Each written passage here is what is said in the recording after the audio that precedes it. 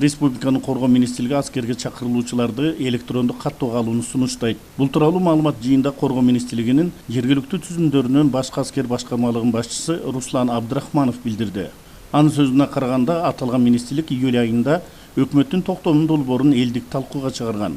Анын негизинде электрондук аскердик каттоодо аскерге чакырылуучулардын жана аскерге милдеттүүлөрүнүн санына жана сапатына карап каттоосу, жеке персоналдык идентификациялык номер берүү боюнча маалыматтарды иштеп чыгуу сунушталган.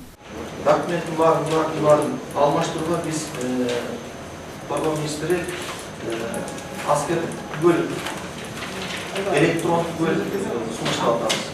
Ол документтерди жазган жарандар, пресстер бул коррупция схемасында каралып жатат. Мындан тышкары Коргоо министрлиги аскерге чакырууда ден соолугунун абалына байланыштуу альтернативдик кызмат өтөө боюнча категорияны жокко чыгарууну жана жогорку окуу жайлардагы аскердик кафедраларды жоюуну сунуштоодо. Анткени ден соолугуна байланыштуу альтернативдик кызматка чакыруулар менен жогорку окуу жайлардагы аскердик кафедрага студенттерди алуулар коррупциялык схемалардын түзүлүшүнө алып келген.